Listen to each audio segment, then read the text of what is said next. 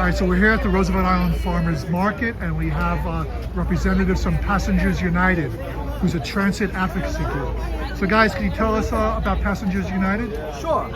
So we're a 501c3 nonprofit organization. We are honored and happy to be here today. My name is Charlton D'Souza. I'm the president and founder of Passengers United. I'm joined here with my colleague Jack Narenberg, who's our vice president.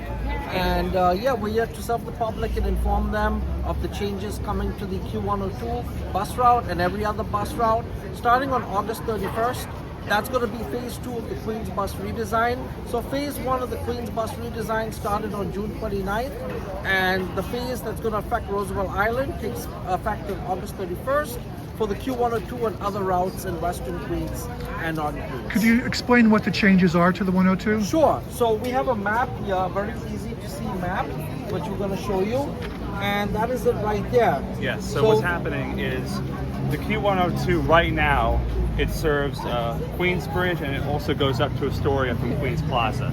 So in addition to eliminating service around Cornell Tech on Roosevelt Island, what they're doing with the 102 is they're diverting it so that when it goes across the bridge, it's going to continue on 36th Avenue and then make a right on 31st Street to go to Queens Plaza the back way. It's no longer going to serve Astoria, and people who need to use Astoria or Queensbridge will have to transfer at some point. Okay. And the lines in the black, they will no longer be served by the MT. Now, a lot of people who work at Cornell Tech have actually begged us to keep the service by Cornell Tech because of the growing student population. So they have reliable bus service. It's also very easy for the bus operators to take their break there and turn around easier than it is at the tram terminal. So we do support the bus staying at Cornell Tech only for that reason. But otherwise, yeah, the residents have told us they like the way it is, but we'll all have to see what happens. We are trying to get Roosevelt Island overnight service. That is a priority, because when the subway breaks down, the F is in Fish train, or the M is in Mary coming in the fall or December, I believe, you need and sometimes the elevators break down, escalators break down, so you need a bus to help those people get to the mainland and the subway and stuff. And what about the frequency of the 102? Do we know what that's going to be now? Yeah, so there's only going to be 3 buses running on the 102, and we've seen this with the other routes with the Queens Bus Redesign. They're cutting the frequency, but they're eliminating the bus stops, and the MT believes by eliminating bus stops, you make the bus faster. That's not necessarily That's been disproven. That's been disproven. Time and time again. Right. And it also refutes completely the idea that they're improving passenger trip times, when I've actually done quantitative analysis which proves that, especially for people with mobility issues who cannot walk farther, who have difficulty walking because of a health condition or an injury, or rely on a mobility device, that their commute times just to get to and from the bus stops can take upwards as twice the amount of time it would take for an able-bodied person to get to and from the bus stop. So that's already been disproven. And how many buses are there currently on the route? So according to what we saw, there'll be like 3 buses running. But people have to consider this. The MT is having a very hard time making service this summer.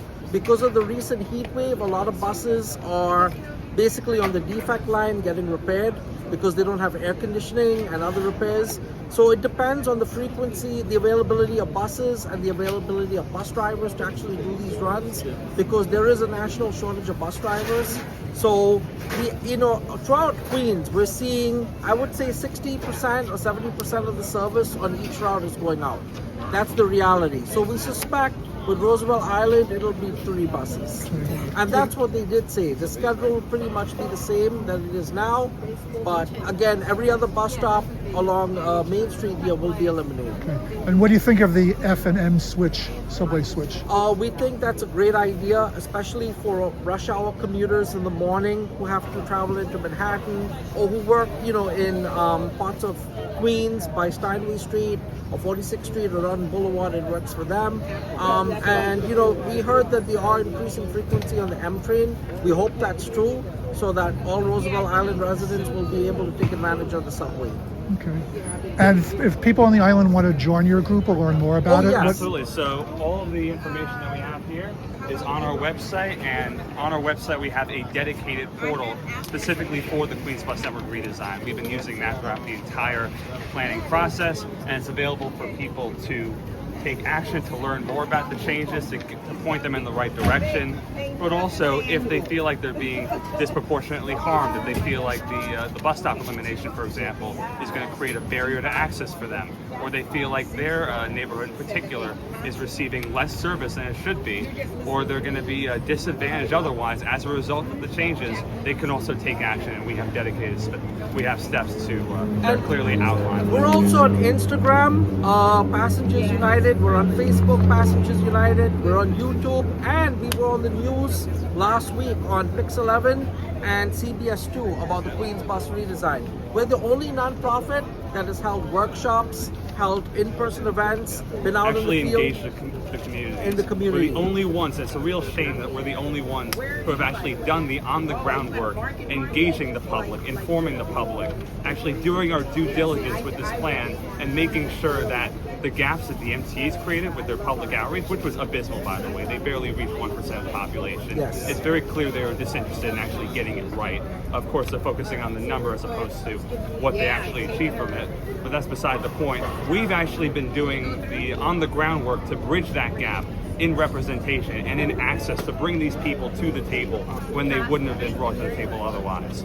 So that's our job, and it's a real shame that we're the only ones who have actually done And that, I do wanna- because so many people are left out of the picture. I do want to make a note. So we were able to fight with the MT. We literally went to the board meetings and we kept Every pushing single them one. to. They're having a promotional transfer. So if you have an Omni card, and let's say you want to take, you start a bus trip from here, and you have to take 2 other buses in Queens.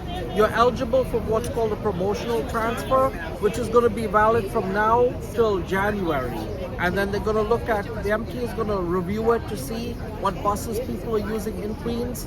However, we did want that for subway riders as well. Well, that was supposed to be the case, and in the language of the resolution that the MTA passed, it did not say people who use the subway as part of their trip that also involves a bus would not be part of the promotional transfer policy, which, first of all, it only applies to Omni. It doesn't apply to people using Metro cards. So people who are already using Metro cards and are forced to use them, who don't have any other options, are going to be left out of the process, or they're going to be left out of the benefits and forced to pay double fares.